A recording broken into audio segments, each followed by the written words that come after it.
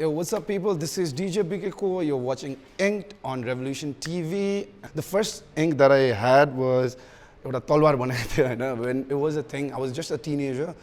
अनि त्यो बेला चाहिँ अब having an ink was a thing. अनि plus I was always fascinated by seeing people being inked and like त्यो tattoo देख्दाखेरि राम्रो लाग्थ्यो.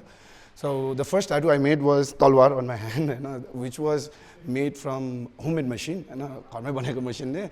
अनि there were like what 5, 6, 7 of us. सबैले एकैचोटि हान्यो हैन. अनि त्यो पनि घरमै बनेको मसिनले. अनि सबैजना एकैचोटि हान्यो. त्यो लाइक के बनाउने त्यो बेला चाहिँ लाइक ट्रेन्डिङ थिङ वाज के भन्छ ड्र्यागन्स हैन तलवार and everything.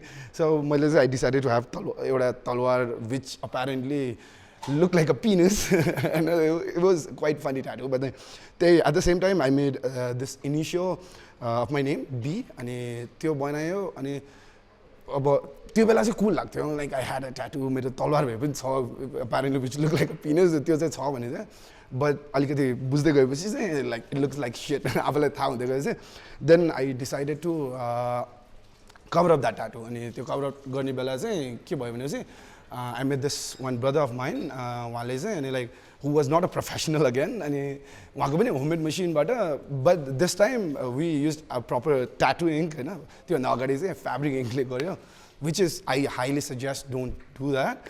It was long time back, so गर्यो. अनि त्यसपछि tattoo ink ले चाहिँ I made a legion here to cover up the sword that I had. Legion बनायो cross with the feathers, wings भनौं. अनि त्यो बनाउँदाखेरि पनि it didn't quite turn out nice, but I was like happy than the talwar that I had, and it was better than the sword that I had on my के भन्छ forearm. त्यसपछि my second tattoo is on my calf, which was कस्तो बेला हान्यो भने चाहिँ it was just we're chilling and एकजना brotherले चाहिँ I do inks यता भन्नुभयो. And I was like I really love inks. I'm like I want to get another ink. यसो भन्दाखेरि त्यो third tattoo was also with a homemade machine. अनि हामी घरमै बसेर ल let's do it भनेर काफमा मैले I tried to make a devil which kind of looks like devil but not quite much. अनि त्यसपछि चाहिँ मैले बुझ्यो कि like how to make a tattoo machine of your own and like so tattoo machine बनाउने was a thing because it was quite easy पनि के like त्यो हामीले टोय पार्ट्सहरुबाट एउटा मोटर निकालेर अनि चम्चा अनि त्यसपछि आएर अब के भन्छ पेनको pipe and like there's a thing like घरबाट tattoo machine बनाउने. अनि I made a tattoo machine of which मैले यता हान्यो Japanese मा मेरो आफ्नै नाम initial. So for some reason I'm very fascinated, like obsessed with my own name. अनि त्यही भएर मैले आफ्नै नाम हान्यो. अनि Japanese मा चाहिँ B र की हुँदैन रहेछ. Then that I later realized. So Bki भयो रहेछ. This I got त्यो पनि मैले tattoo हानेको after a few years थाहा पायो that Bki भन्ने यो चाहिँ Bki हो भनेर हैन. अनि फर्स्ट मा चाहिँ मैले त्यो गर्दाखेरि I did again highly never do that. Fabric ink बाटै गर्यो. It is not healthy at all. अनि त्यसपछि मैले आफैले ink tattoo ink किनेर I did फेरि त्यसकै माथि tattoo ink ले गर्दाखेरि चाहिँ turn out अलिकति better because it was very greenish. त्यसपछि अब like हुन्छ नि यतिकै बच्चा बुद्धि भनौं न I was playing around and I made here right here it was like tiny hurt.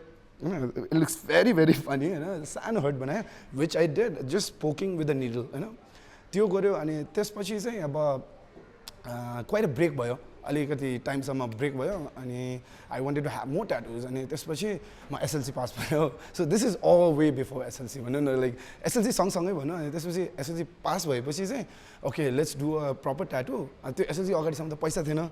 That's what explains all the homemade things अनि त्यसपछि proper tattoo studio गएर त्यो गर्ने थिएन. त्यसपछि SLC पास भएपछि okay अब एउटा चाहिँ proper बनाउँछु भनेर I did one here. त्यो पनि कस्तो अफसेट पोजिसनमा थियो. It was like very पछाडी. अनि त्यो बेला चाहिँ अब ट्याटू के हान्ने त्यो मिनिङफुल ट्याटू भनेर केही दिमागमै थिएन because like अहिलेसम्म भनेको ट्याटूहरु चाहिँ quite literally didn't had meaning at all. अनि SLC पछि चाहिँ एउटा के हान्ने भने चाहिँ burning skull because like के हान्ने हैन अब खोपडी हैन खोपडी आगो लागेको खोपडी हैन त्यसरी I did burning skull on my back.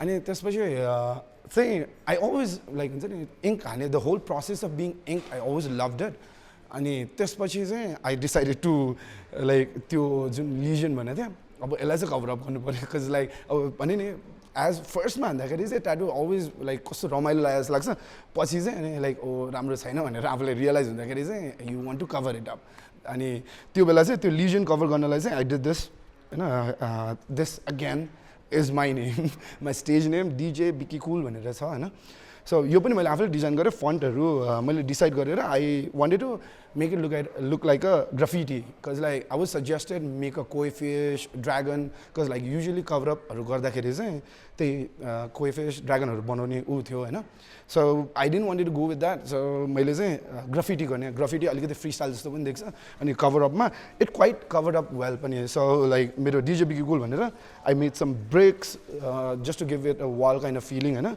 अनि initials हरु राखेर so I put initials पनि अलिकति fancy way मा like graffiti जसरी नै अनि I did this cover up हैन त्यो lesion लाई cover up गर्नलाई यहाँ देखि चाहिँ बल्ल अलिकति meaningful हुन थाल्यो हैन like so I decided to have this tattoo अनि यो पनि त्यसपछिको ट्याटुहरु चाहिँ अलि meaningful plus I wanted to like हुन्छ नि डिजाइन्सहरु चाहिँ आफ्नै अलिकति not हुन्छ नि त्यो what do you call that booklet हैन त्यो बुकलेटबाट भन्दा पनि I wanted to do something else अनि I wanted to make एउटा toned paper जस्तो from a old vintage book or a notebook but एउटा toned paper जसरी चाहिँ what I wrote was like only God can judge me and my mom and dad are my first God like only God can judge me was a thing and I wanted to be a little creative so I added my mom and dad are my first God and like I respect them a lot of course and so I had this and at the same time this is after the earthquake right and like earthquake पछि चाहिँ I had this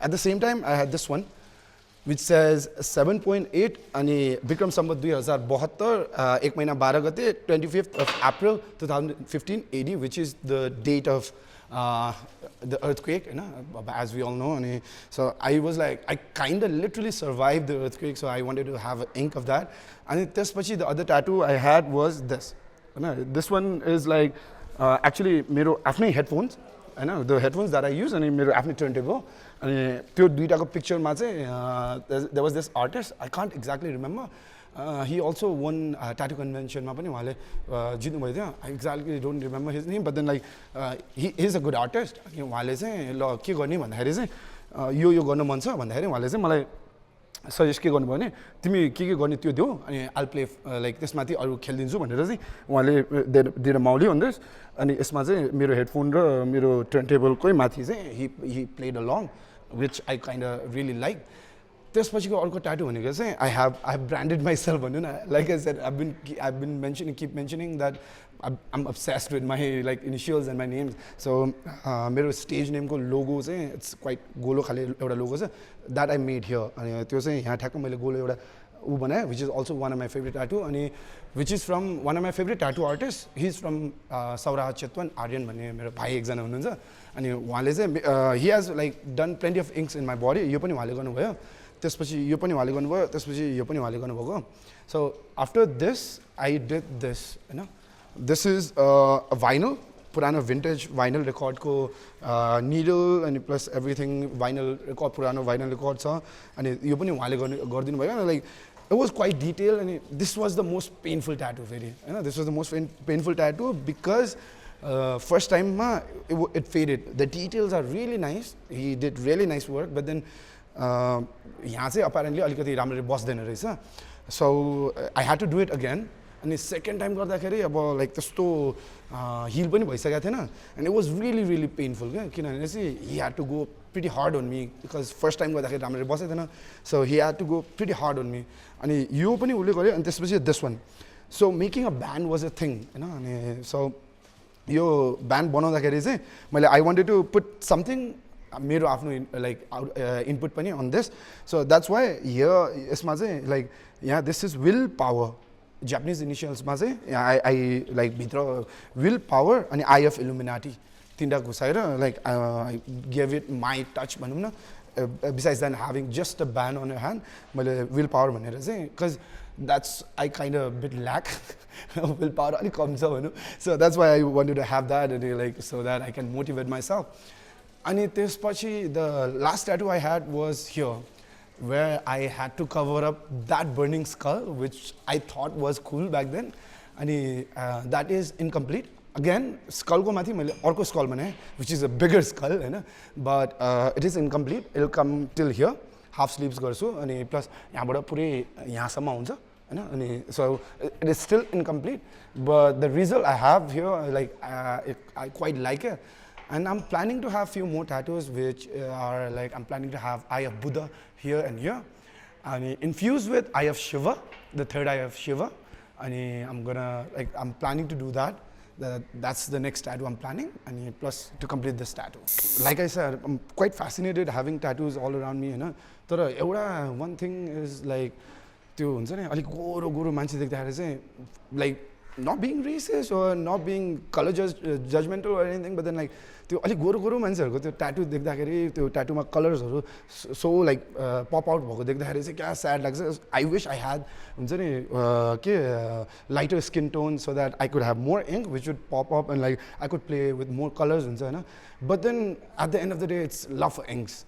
So regardless of your color popping out or not, if you love your ink, you can have whatever you want. मेरो special भन्दा नि like भने नि first को tattoo didn't have any meanings, but then like पछि बिस्तारै as I started like having more inks, so मेरो special plus अलिकति emotional touch भएको tattoo भने चाहिँ like I said this one, because I literally survived the earthquake, you know, like म बसेको घर almost uninhabited भयो भनौँ न हैन. अनि plus so earthquake, of course everybody had a thing त्यो के भयो earthquake, everybody has their own story, so I have my own. अनि त्यही भएर पनि I wanted to have this because that's a day no Nepali can forget, so I wanted to have that. So यो एउटा भयो very special for me.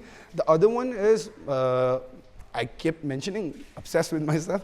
I branded myself, you know, like behind my neck I made a logo of myself. And these are the like most special tattoo or like tattoo which has like emotional like any attachment type of tattoos. यो दुईटा छ. So cover up चाहिँ दुईटा छ, and I'm planning to have one more, हैन. Cover up tattooहरु चाहिँ मेरो like अगाडि मेन्सन गर्दै यहाँ चाहिँ पहिला तलवार थियो which looked like a penis. त्यसपछि legion बनाए. Legion पनि didn't quite turn out nice. त्यसपछि त्यसलाई पनि cover up गर्नलाई चाहिँ I did the graffiti, एउटा यो भयो. अनि त्यसपछि अर्को cover up चाहिँ यहाँ burning skull थियो, which was एकदमै off location राखे के मैले. It was my decision to choose it. अनि I chose त्यो बेला cool type हो हैन, like burning skull थियो अनि off location पनि थियो. It didn't look quite nice, अनि त्यसलाई cover up गर्नलाई चाहिँ I just recently did another bigger skull, अनि त्यो चाहिँ like half of my back plus it'll come half sleeves पनि त्यो यो दुईटा चाहिँ cover up भयो. Regret नै भन्दा regret त yes हुन्छ नि, because like it didn't turn out nice. भने नि अघि फर्स्टमा भनेको few tattoos that I did अब राम्रो नभएपछि of course I would regret, but regret भन्दा पनि I was a kid, you know, it was a thing. त्यसरी गर्यो अब बचपनको भुल भनौँ न, त्यसरी गर्यो. तर yeah, I had a sword here, अनि अहिले सोच्दाखेरि चाहिँ मैले cover up गरेको चाहिँ regret गर्छु, किनभने चाहिँ like हुन्छ नि एउटा memory थियो एउटा like which would remind me not to make silly mistakes जस्तो लाग्छ अहिले चाहिँ. बट या रिग्रेट भनेको चाहिँ त्यो एउटा कभर अप जुन गरेँ अहिले आएर स्टुपिडै भए पनि वुड हेभ एउटा मोटिभेसन जस्तो एउटा not to make silly mistakes भनेर मलाई आफूलाई त्यो सेल्फ रियलाइजेसनको लागि हुन्थ्यो जस्तो लाग्छ if I didn't had cover up this. Most painful tattoo was this, होइन. This one was painful as well because like यता पुग्दाखेरि चाहिँ it hurt quite a bit. But then यो चाहिँ मैले फर्स्ट सेसन गर्दाखेरि राम्ररी नबसाए भएर सेकेन्ड सेसन गर्दाखेरि चाहिँ I instructed the tattoo artist to like don't have mercy on me, like फेरि गरेर पनि बसेन भने चाहिँ रमाइलो हुँदैन, like so go all in भनेर चाहिँ I made him do this. यो गर्दाखेरि चाहिँ like I almost stood up from the chair because like it was paining a lot, especially on these area near the fingers, हैन. यहाँ चाहिँ एकदम यो जोइन्ट्समा चाहिँ quite pain, अनि यहाँ चाहिँ एकदम it was quite painful. Like talking about how much I've spent भन्दा चाहिँ like first को as I mentioned earlier, first को few tattoos were completely about homemade machine भएको भएर they were not quite expensive much, but then बिस्तारै गर्दै जाँदाखेरि अब हिसाब त राखेको छैन, हैन. I'll say around 100K around 100K भन्यो नि सबै ट्याटुहरू कभर अपहरू यताउता गर्दाखेरि चाहिँ अराउन्ड 100K पुग्यो होला आई गेस है मैले हिसाब चाहिँ राखेको छैन अराउन्ड 100K पुग्यो होला